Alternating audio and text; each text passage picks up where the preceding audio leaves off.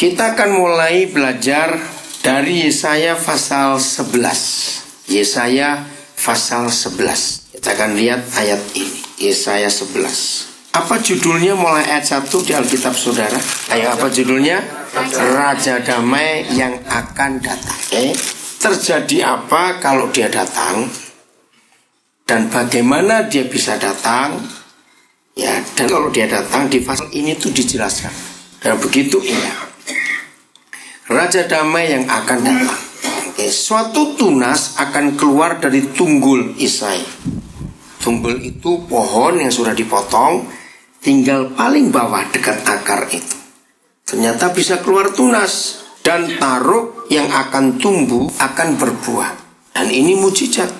Sudah dipotong pohonnya itu, tinggal bawah saja, toto bisa bertunas, lalu ada taruk muda tumbuh dan ada buahnya di situ. Nanti kita akan temukan mengapa Yahweh Tuhan mengatakan ini. Roh Yahweh akan ada padanya. Dan roh itu apa? Ini dia. 1 roh hikmat. 2 roh apa? Pengertian. 3 roh apa? 4 roh apa? Keperkasaan. Nah, susah benar. Yang keempat 5 roh pengenalan. Dan yang keenam roh takut akan Yahweh. Nanti kita akan lihat satu persatu dari apa yang ada dalam roh Tuhan kita itu apa. Ya, kesenangannya ialah takut akan Yahweh. Ia tidak menghakimi dengan sekilas pandang saja, atau menjatuhkan menurut kata orang. Saudara, sampai di sini kita lihat yang menyebabkan kekacauan di semua negara di dunia. Jangan katakan itu setan. Setan itu hanya bekerja kalau ada orang-orang yang mau dipakai oleh setan. Nah, orang-orang yang bisa dipakai. Oh, ini siapa ngerekam? Bawa sini aja. Enggak apa-apa, taruh atas ini suaranya Pak jelas kasihan ya. Saya ulangi. Orang-orang yang bisa digunakan sebagai alat setan itu cuma satu alasan saja, yaitu kalau setan melihat orang itu tidak adil. Ini yang perlu kita catat betul. Banyak orang tidak mengerti bahwa orang yang bisa dipakai oleh setan dan setan bisa bekerja atas orang itu ketika orang itu tidak adil. Saudara, jangan anggap ketidakadilan itu perkara sepele, itu perkara besar. Di mana ada ketidakadilan, pasti di situ ada setan. Ayo, apa lawan katanya adil? Oh, jangan berarti adil dong. Mana TK? Kalau lawannya adil tidak adil, bukan. Semenang-menang, hampir betul. Apa lawan katanya adil? Semenang-menang betul, tapi kurang kuat penekanannya itu. Ada lagi. Menjolimi, curang, ringan kalau curang, bukan. Mengkhianati, hampir betul. Ayo, tidak adil, manipulasi tidak seimbang, bukan saudara. Bukan, munafik masih terlalu ringan. Penindasan, tidak, lawannya adil, itu menindas. Jahatnya. Nah, di mana ada sikap hati orang yang tidak adil, yaitu menindas orang lain, pasti setan itu bekerja. Maka itu ayat ini luar biasa. Ya, ayat 4 saya ulangi lagi. Tetapi ia akan menghakimi orang-orang lemah dengan keadilan, dan akan menjatuhkan keputusan terhadap orang-orang yang tertindas dengan kejujuran. Ia akan mengajar bumi dengan perkataannya seperti dengan tongkat, dan dengan nafas mulutnya ia akan membunuh orang fasik. Ia tidak menyimpang dari kebenaran dan kesetiaan, seperti ikat pinggang tetap terikat pada pinggang. Mengapa Tuhan menyatakan keadilan di bumi? Jawabannya karena dia adil. Lihat, negara-negara yang pemerintahnya tidak adil, pasti terjadi kerusuhan di negara. Betul tidak? Itu pasti. Nah, untuk melawan yang tidak adil, maka harus ada orang-orang yang berani tampil adil. Betul tidak, saudara? itu nggak cuma dirapatkan, nggak cuma didoakan, nggak cuma ditengking, tapi harus ada yang tampil untuk berlaku adil. Nah, menurut saudara, ya, siapa yang Tuhan yang maha adil itu harapkan? Bukan gereja kita yang dituntut untuk menyatakan keadilan di bumi ini. Enggak, amin. Ini penting. Di sini saya lihat ada beberapa anak muda. Syukur kalian datang ke sini, adik-adik, anak-anak belajar ya untuk berlaku adil dalam hidup. Jangan menindas orang. Jangan. Kejahatan di negeri ini, termasuk di negeri-negeri yang lain, karena ketidakadilan itu. Saya tidak tahu, dalam 3 minggu terakhir ini sedang mengikuti berita internasional, 2 negara yang sedang ribut besar, Venezuela dengan Ukraina. Ribut sampai hari ini belum selesai. Yang mati sudah banyak. Kenapa? Karena ketidakadilan. Ukraina itu lagi ribut. Terus masing-masing yang mau cari keuntungan tunggu. Mau bagaimana? Kemarin ada referendum memilih tetap dengan pemerintah Ukraina, Crimea itu, atau mau gabung Rusia. Kenapa? Ternyata ketidakadilan itu pasti urusannya dengan duit. Nah, ini yang kita harus kenali betul. Menurut saudara, orang miskin atau orang kaya yang seringkali tidak adil? Jawab baik-baik. Aneh bukan? Saya ulangi lagi. Menurut saudara, orang miskin atau orang kaya yang tidak adil? Jelas orang kaya. Orang miskin itu nggak bisa bertindak tidak adil. Apanya yang mau dibuat tidak adil? Nggak punya apa-apa kok. Betul? Justru orang kaya yang sering tidak adil karena mempertahankan kekayaannya. Nah, kata mempertahankan kekayaannya itu artinya ingin menambah kekayaan. Jadi kasus Ukraina itu gara-gara gas yang dipersoalkan. Maka itu sampai Eropa ikut, Amerika ikut, Rusia ikut. Karena Ukraina itu negara yang sangat kaya dengan gas alamnya di antara semua bekas jajahan Soviet dulu. Coba kalau nggak ada apa-apanya, begitu pula Venezuela. Itu minyaknya paling hebat untuk Amerika Latin. Maka itu ribut terus. Kenapa Aceh ribut sampai hari ini? Kenapa Papua ribut sampai hari ini? Karena alamnya itu kaya luar biasa. Kenapa provinsi lain gak ribut-ribut? Ya gak ada apa-apa. Aceh dan Papua itu luar biasa. Gereja-gereja yang kaya kecenderungannya akan menindas gereja yang lain. Gereja yang kecil, gereja yang tidak berdaya karena pas-pasan orangnya, itu tenang-tenang saja. Mau ribut apa, nggak ada apa-apanya. Betul tidak, saudara? Lihat. Maka itu Tuhan Yesus berkata, siapa yang susah masuk surga? Nah, mengapa dia berfirman orang kaya susah masuk surga? Karena orang kaya seringkali tidak adil. Saya muter lagi. Kenapa tidak adil? Karena harus mempertahankan kekayaannya. Apa kata lain mempertahankan kekayaan? Ingin nambahi kekayaan. Saudara, ini yang kita harus perhatikan baik. Maka itu kalau saudara ingin kaya, siapkan dulu supaya adil. Maaf ya, jangan takut untuk mengakui. Karena banyak orang takut untuk mengakui. Berapa banyak pendeta-pendeta yang duitnya banyak, kekayaannya melimpah, mobil-mobilnya hebat. Itu justru tidak adil. Kok nggak amin? Takut ya? Nggak usah takut. Karena itu kenyataan, betul tidak? Itu mengerikan sekali. Maka itu Roh Kudus itu ada 5 atau 6 tadi ya.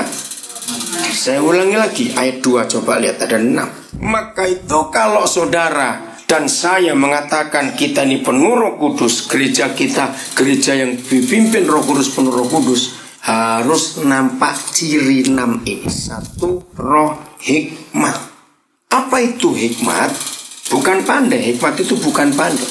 Hikmat itu bisa membedakan mana yang salah, mana yang benar, mana yang baik, mana yang buruk, mana yang najis, mana yang suci. Itu hikmat. Orang kaya yang tidak takut Tuhan, orang kaya yang pelit, itu pasti tidak punya hikmat. Mengapa? Karena untuk memperkaya diri secara manusia, dia harus berani merugikan orang lain. Kaget bukan saya ngomong ini. Kalau orang itu mau terus cari untung, pernah nggak saudara sadar kata mencari untung itu sama dengan tidak mau rugi? Jawab dulu ya atau tidak? Nah, di dalam tidak mau rugi ini berarti harus ada yang dirugikan. Coba jawab. Ini yang banyak nggak disadari oleh para pendeta kaya itu. Makin pendeta itu atau orang Kristen itu memperkaya dirinya, berarti makin banyak orang yang dirugikan di sekitar dia. Loh, logikanya, nah kalau nggak ada yang rugi terus dia dapat duitnya dari mana? Loh ya itu tidak. Tapi kita harus mikir, nah mana ada orang kerja, orang dagang nggak mau rugi. Betul? Nah terus mikirlah, terus bagaimana? Untuk menjembatani itu diperlukan roh hikmat. Bagaimana aku tetap untung tetapi aku tidak merugikan orang lain? Itu hanya hikmat yang bisa menjawab. Jawabannya adalah setiap kali dapat keuntungan, berkatalah cukup untuk diri sendiri. Karena kalau orang itu bisa berkata cukup untuk dirinya sendiri, pasti dia tidak takut untuk memberi. Betul? Orang yang takut untuk memberi karena dia ingin terus makin kaya. Nah, saya mau buktikan kepada saudara. Di dalam fakta hidup, orang miskin atau orang kaya yang lebih gampang memberi. Aneh. Itu fakta. Masih ingat berapa tahun yang lalu ada program RCTI yang tiap Rabu sore minta tolong. Sekarang sudah nggak ada lagi karena sudah banyak orang tahu. Saudara, penemu ide itu pendeta. Saya kenal baik. Papa dengan mantu. Si bapak itu namanya pendeta Gi Tanbunaan. Ya, bukan Tambunan. Ya, papanya itu salah satu pendiri Yayasan Petra di Surabaya. Om Tan, kok jadi lupa saya namanya. Tan Kim An atau Tan, anaknya ini Tanbunan. Ya, Gideon tinggal di Cimahi, saya kenal baik dari papanya anaknya. Nah, dia punya menantu namanya pendeta Eko, tinggalnya di Ungaran. Nah, mereka dua ini yang buat ide program itu. Seru waktu program ini. Ada yang pernah nonton nggak? Ada yang tahu? Iya, itu langganan saya Rabu sore itu. Kenapa? Karena saya belajar. Lihat dalam fakta itu, siapa yang suka nolong? Justru yang miskin. Lihat dalam program itu, kalau ada yang disuruh itu loh, datangi orang yang turun mobil, orang yang pakaian mewah, maaf. Tapi yang miskin-miskin, tukang becak, pemulung, itu yang nolong malah. Maksud dua hamba Tuhan ini membuat tayangan itu untuk meyakinkan orang kaya tentang yang Yesus katakan, bahwa yang susah masuk surga itu orang kaya. Karena tidak adil. Jadi harus ada hikmat untuk menyelesaikan pekerjaan Tuhan itu. Nah, mungkin saudara yang belum kenal saya akan berkata, ya kamu pendeta ngomong enak aja. Coba kamu bisnis, tahu susahnya orang bisnis. Nah, yang belum tahu saya beritahu, saya ini bukan pendeta full. Saya punya usaha. Saya nggak sebut berapa banyak usaha saya. Tapi kalau saudara ingin tahu, saya tunjukkan. Dan saudara boleh periksa keuangan. Saya mendirikan berapa perusahaan. Dan semua perusahaan itu saya saham mayoritas. Jadi berkat Tuhan yang saya terima, Roh Kudus gerakan untuk buka usaha ini, buka usaha itu. Lalu saya terima dua penghasilan. Jadi gini, pertama dividen. Tahu ya? Karena saya pemegang saham mayoritas, jadi saya punya hak untuk tiap tahun kalau dihitung untung saya terima pembagiannya itu.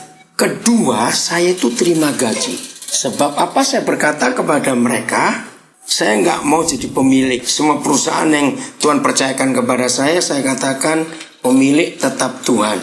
Saya cuma manajer saja. Nah, saya digaji.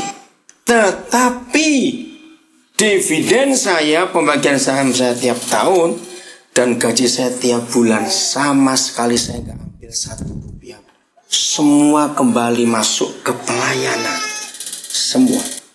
Lalu dari mana saya bisa hidup? Ini luar biasa. Suatu kali salah seorang akuntan kami yang Islam ya, nama saya ada di situ. Setelah dia bekerja sekian waktu, dia itu tanya kepada pimpinan di situ, yang namanya Pak Daniel Alexander itu yang mana? Ini uangnya keluar terus rutin, tetapi kok tidak ada bukti dia ambil. Terus ini uangnya dibawa kemana? Kan kaget ya sebagai akuntan nulis itu semuanya. Saudara, dia heran. Nah, semua anak-anak saya, tim saya megang itu yang cerita. Justru ini yang unik. Dia ini pemilik tapi nggak mau terima uang itu. Dan dia tahu uangnya itu kemana gitu maksudnya. Semuanya masuk ke pelayanan. Maka itu saya bersyukur Tuhan beri saya istri yang luar biasa.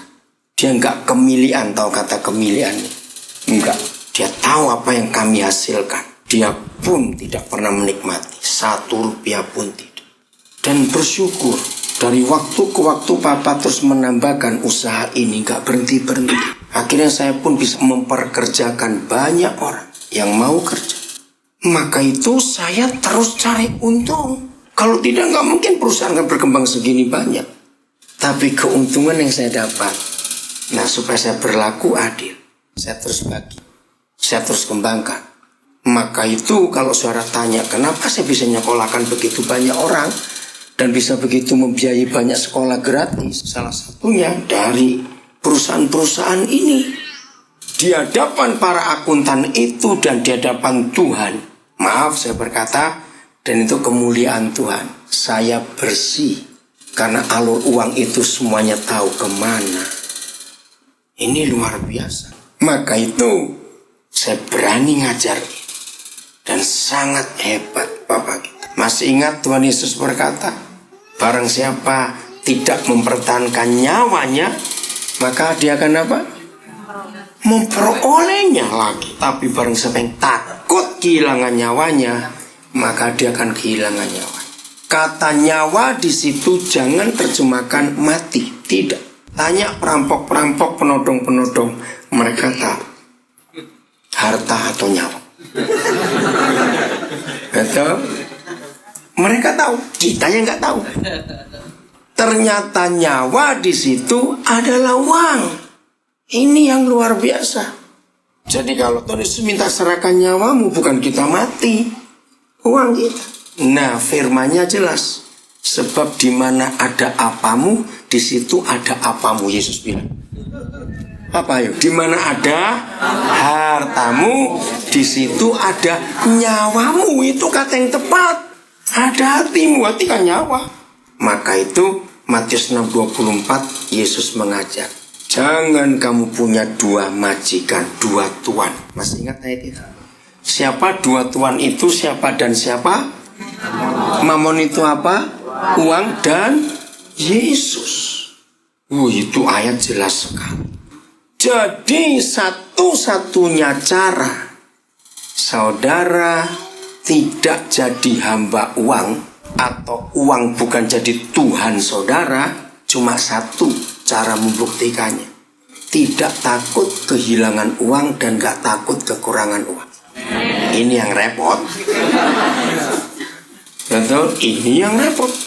Selama saudara masih takut kehilangan uang, dan selama saudara masih takut kalau gak punya uang, berarti uang itu Tuhan saudara. Kenapa kita nggak pernah takut kehilangan Yesus? Karena jawabannya masih ada duit kok. Nah, loh ya atau tidak? Seharusnya kan kebalik. Suatu kali dalam diskusi tentang uang ini ada yang tersinggung. Karena saya bilang, sebelum kita bisa mengenolkan saldo kita, ngomonglah sampai berbusa mulutmu tentang Tuhanku tetap Yesus. Omong kosong. Loh, serius. Untuk membuktikan apakah Tuhan saudara tetap Yesus, harus belajar sering-sering gak punya uang. Loh, betul tidak? Loh ya toh. Karena gini loh masalahnya, selama si setan tipis itu masih ada. Sopo setan tipis itu? Loh, duit itu tadi. Selama setan tipis itu masih ada, terus terang saudara, Yesus itu nggak bisa kita andalkan 100%. Jawab ya atau tidak? Ini loh yang kita nggak pernah belajar. Saya ulangi lagi, selama masih ada uang, saudara tidak bisa dibuktikan apakah Yesus itu harapanmu satu-satunya. Betul tidak? Maka itu sering-seringlah nggak punya uang. Nah, ternyata untuk buat diri nggak punya uang itu nggak gampang. Ayo jujur ya atau tidak? Kenapa nggak gampangnya? Ayo balik lagi nanti lihat aja. Kenapa sulit membuat diri nggak punya uang? Bukan terorani kalau memberi. Bukan. Kenapa saya tanya? Sulit membuat diri nggak punya uang. Takut. Bukan takut kehilangan. Takut. Ya itu. Makanya takut untuk hidup kalau nggak punya uang. Bukankah itu menuhankan uang? Kalau kita sampai takut kehilangan uang, udah cepat jawab. Sudah. Sebetulnya simple saja, cuma kita nggak pernah mikir. Nah, ada yang marah. Jadi maksud bapak kita nggak boleh nabung. Saya bilang, coba tanya yang lain untuk saya ngajar tadi. Adakah saya bilang nggak boleh nabung? Tidak. Ya terus bagaimana? Sabar saya bilang. Begini, nabung itu harus dengan motivasi bendahara. Ayo, saya pakai kata ini. Menabung tidak boleh dengan konotasi, dengan motivasi seperti kebanyakan dunia ini. Saya ulangi lagi ya saudara. Terus saya bilang boleh nabung, asal motivasi nabung tidak seperti 100% konsep dunia menabung. Dengar ya, dunia menabung itu karena konsepnya ketakutan. Coba kalau tanya orang, kenapa kamu nabung? Ya siapa tahu. Ngerti gak kalimat itu? Nah siapa tahu itu tahu apa? Lo cepat jawab. Nah, jaga-jaga siapa tahu. Kalau saudara menabung karena konsepnya ketakutan, kalau tiba-tiba mendadak terjadi ini, terjadi itu, terus gimana? Maka saudara jadi orang yang adalah hamba uang. Sebab uang itu saudara jadikan Tuhan. Kan seharusnya kalau ada apa-apa ya ada Tuhan kok. Kan begitu.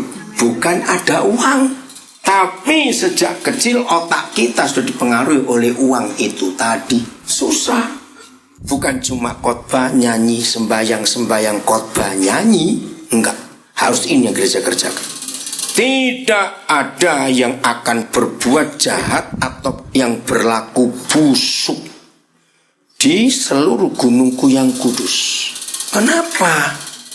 Yaitu tadi karena singa bertobat, ular tedung bertobat, anak serigala bertobat, macan tutul beruang bertobat, ular tedung, ular beludak yang jahat bertobat. Kenapa? Karena, betul ada kata karena? Ayat 11, ayat yang ke-9, betul? Saya ulangi. Tidak ada yang berbuat jahat atau yang berlaku busuk di seluruh gunungku yang kudus. Sebab apa? Seluruh bumi penuh dengan pengenalan akan Yahweh, seperti air yang menutupi dasarnya.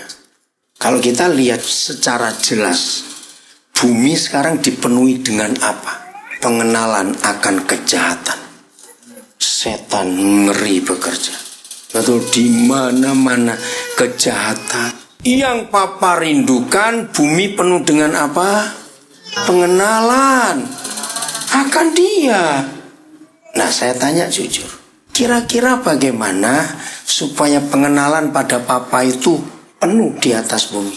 Nggak bisa dengan doa. Gini, Tuhan buat bumi mengenal Engkau.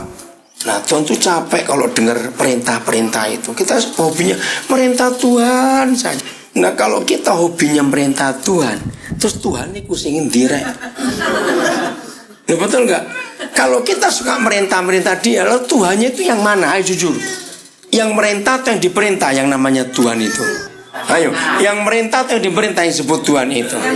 Nah, yang kalau yang tadi itu kita ini ngapain? Nah, terus siapa jadi Tuhannya? Kita. Untung Tuhan sabar, nggak suka tersinggungan. Nek ton kayak saya tak kaplok situ itu tadi. Ngongkon tok aisone kon yo. Nyuruh saja kamu. Kerjakan di sekolah, di kantor, di jalan, di kendaraan umum buat pengenalan akan Tuhan. Kemarin saya diundang ke satu gereja.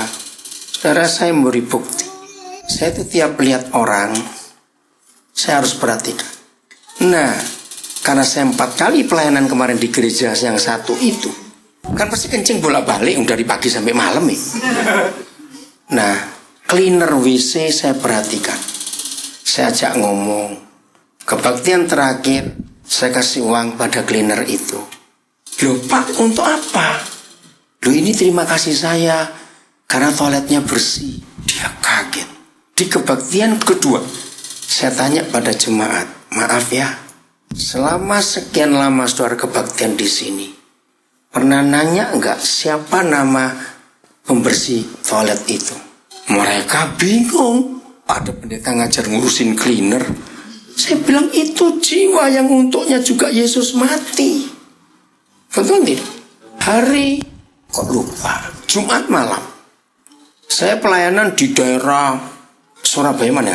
Utara, kaya, daerah kaya. Saya nggak pernah masuk, rumah gede-gede. Saudara, ternyata ada pembantu perempuan yang jaga di pintu gerbang. Saya langsung tanya namanya Mbak Anis. Asal mana? Saya ajak ngomong sebentar. Waktu saya khotbah Roh Kudus gerakan.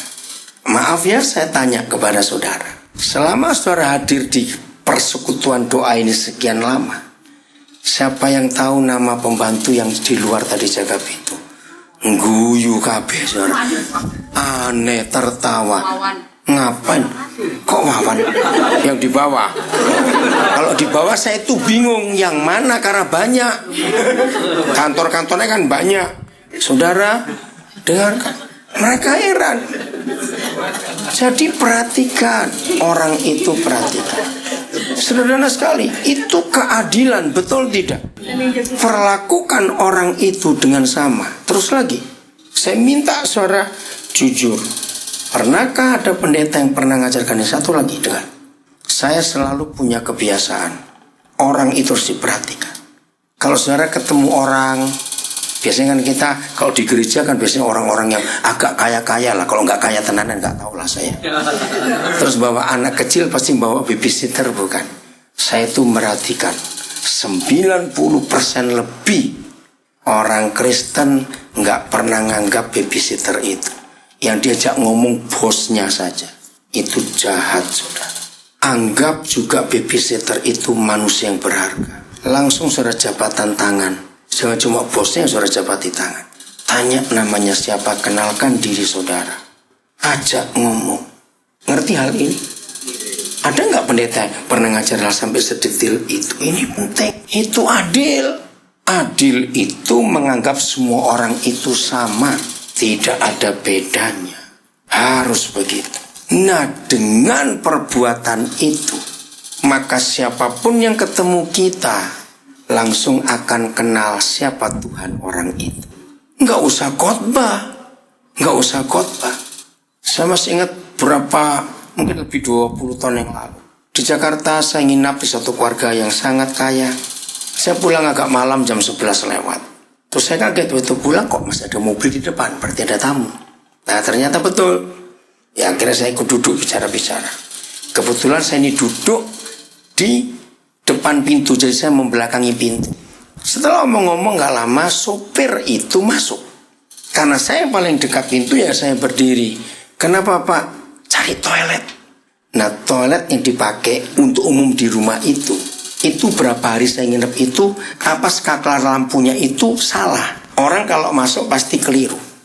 Nah buat saya kan perkara kecil.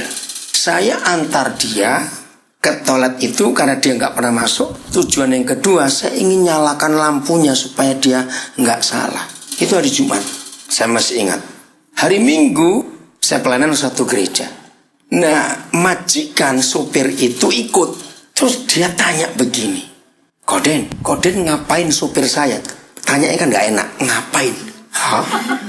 Maksudnya? Saya kan bingung, ngapain? Karena wajahnya wajah kayak kaget, wajah bagaimana? Saya lebih kaget dulu, kenapa? Dia ada di belakang ikut kebaktian. Terus kan saya masih belum nyambung.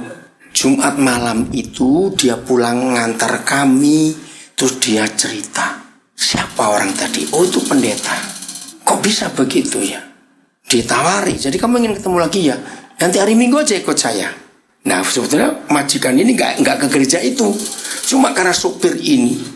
Terus saya tanya, hubungannya apa dengan saya? Kan saya nggak tahu. Malam itu dia cerita, Koden, gara-gara Koden nganterin dia ke tujuan toilet terus nyalakan lampu. Hah? Saya kaget. Itu kan urusan kecil. Saya cuma punya pikiran harus ditolong karena dia nggak tahu. Ternyata berlaku adil itu menyembuhkan hati orang. Catat itu baik-baik. Setan sangat benci kepada keadilan. Orang berkata, kamu itu ngapain pendeta kok ngurusi begitu? Tapi ini penting. Dengar ya. Setiap tahun ada 2 ajang internasional. Saya harus ngikuti. Buat saya penting. 1 kalau awal Maret seperti barusan ini. 2 itu kalau awal Desember. Itu tiap tahun pasti. Awal Maret itu Piala Oscar. Saya nggak begitu suka nonton karena waktu juga. Tapi tiap tahun kalau Piala Oscar sedang tampil, saya harus perhatikan film apa yang dipilih. Karena buat saya itu penting. Karena itu menentukan sebetulnya gejala sosial itu bagaimana sekarang ini. Yang kedua, saya ingin tahu supaya orang-orang yang tanya pada saya tentang film saya bisa jawab. Nah, kalau awal Desember itu hadiah Nobel. Nah, ini kalau lihat wajahnya wajah opo meneh. Nah, berarti saudara sering nonton sinetron. Maka itu nggak ngerti berita-berita beginian. Padahal itu penting, saudara. Saya suka meneliti. Siapa yang nonton Oscar? 1, di belakang ada. 2, siapa lagi? Oke. Oscar keberapa Maret 2014 ini? Nah, Oscar yang ke-86. Film apa yang terpilih paling baik? Ya, terima kasih kok. 12 Years a Slave. 12 tahun jadi budak. Dalam sejarah film Oscar ini yang pertama kali orang kulit hitam menang jadi sutradara. Orang Inggris, warga negara Inggris, namanya Steve McQueen. Pemeran pembantu wanita yang menang di film itu Lupita Nyong'o. Ini orang hebat. Saya sampai cari buku biografinya. Wih, kisahnya luar biasa. Orang Nigeria. Nah, mengapa Oscar kali ini penting buat saya? Bicara keadilan, ternyata jahat gereja itu. Loh, kok bisa dengar? Siapa yang ngikuti berita Nelson Mandela? Kapan dia meninggal? Tanggal berapa? Duh, 5 Desember. Iya, tapi harus tahu. Akhir tahunnya 5 Desember. Umur berapa? 94. Saya sangat mengidolakan Nelson Mandela. Sama, politik apartheid. Jadi perbudakan itu dan politik pemisahan kulit putih kulit hitam itu, dengar ya, ini penting untuk Piala Oscar yang sekarang ini. Saya mau tanya kepada saudara, siapa pelaku perbudakan? Gereja, orang Kristen, saudara, yang rajin kebaktian. Hancur. Kesaksian tentang Yesus hancur di mata orang-orang kulit hitam. Karena orang kulit putih, karena orang kaya, karena gereja kejam dan jahat. Nih, kalau mereka bunuh budaknya itu, bunuh motong ayam aja masih ada aturannya. Itu kalau bunuh budak itu seenaknya. Pelakunya orang Kristen loh, saudara. Maka itu orang-orang kulit hitam banyak gak mau percaya Yesus. Karena tidak adil. Saudara baca sejarah Mahatma Gandhi, betul? Seharusnya India sudah percaya Yesus, tapi karena orang Kristen jahat, tidak adil. Waktu Mahatma Gandhi pernah suatu hari ingin ikut kebaktian, diusir karena kakinya kotor, pakai sandal, dan bajunya pun kan kumal, cuma kain panjang dilipat-lipat, nggak pakai baju yang benar, diusir, saudara, nggak boleh masuk. Lalu Mahatma Gandhi menulis, ternyata orang Kristen tidak melakukan yang diajarkan Tuhan Yesus. Kasihan. Maka itu dengan pembantu-pembantu saudara, coba tanya, ini bulan depan mulai lah, ya, ini bulan paling susah buat orang tua miskin. Biaya sekolah anak saudara. Pikirkan anak-anak pembantu saudara. Awas berkata, itu urusanku, pokoknya aku sembayar ikon. Awas. Jangan berkata, bukan urusan saya sudah bayar kamu, anakmu urusanmu sendiri. Jangan. Perhatikan nasib mereka. Itu namanya adil. Jadi ketidakadilan ternyata memperlakukan di dunia orang Kristen. Sejarah itu secara gelap sampai hari ini. Menyedihkan. Maka itu ayo kita buat bumi ini nggak ada kejahatan lagi. Bukan karena kita berdoa, bukan karena kita nyanyi, bukan karena kita khotbah, karena kita menyatakan keadilan di negeri ini. Maka setan tidak akan bekerja lagi. Bagi yang belum tahu di gereja ini, saudara tanya mereka bagaimana mereka punya banyak pelayanan kepada orang-orang susah dan sebagainya. Terus, bagi yang belum tahu, ayo kita terlibat. Di sini ada Pak Gembala Yohanes Haryanto dari gereja Manyar Jaya. Mereka selalu ngurus juga orang-orang sakit, orang miskin. Nah, suatu hari anak saya dari Jakarta itu datang. Nah, kebetulan libur sekolah, lalu anak saya itu ikut kalau ngantar orang sakit. Nah, mereka ini, gereja ini, kalau melayani orang sakit, bawanya ke rumah sakit haji. Tahu ya rumah sakit haji? Kertoharjo ya, di mana? Klampis. Ya, daerah situ. Nah, pernah suatu kali ada orang oma-oma, tulangnya patah karena jatuh. Dibawa ke rumah sakit yang cukup terkenal. Woi, biayanya hampir 100 juta. Ya, gereja itu nggak sanggup. Dibawa ke rumah sakit haji itu. Nggak sampai 15 juta. Bedanya itu. Nah, waktu anak saya ini berapa kali ikut tim mereka nganterin orang sakit, tiba-tiba anak saya tuh nyeletuk gini. Iya ya, ada rumah sakit haji, pelayanannya bagus, biaya murah. Kok nggak ada rumah sakit pendeta ya? Saya kaget ya, logikanya betul nggak? Seharusnya kalau ada rumah sakit haji, ada rumah sakit pendeta dong. Saudara perhatikan, mengapa yang ngaku Kristen pelayanannya mahal-mahal bayarnya? Termasuk sekolah Kristen, sekolah Katolik. Iya toh? Karena tidak adil. Maka itu ketika ada ketidakadilan, setan gemuk-gemuk saudara.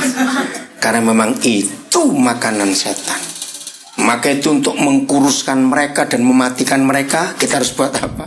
Keadilan. Harus. Maka itu harus berbagi. Harus berbagi. Kenapa di Inggris ada legenda Robin Hood? Masih ingat? Maling budiman itu, maling kok budiman lah. Tapi terus terang saya setuju. Karena Robin Hood buat itu kan bukan untuk memperkaya diri. Loh ya atau tidak? Dia bagikan. Sebab dia lihat orang-orang kaya itu sangat tidak adil. Ya jangan jadi Robin Hood malah untuk nyolongi kemana-mana, bagi-bagi, awas.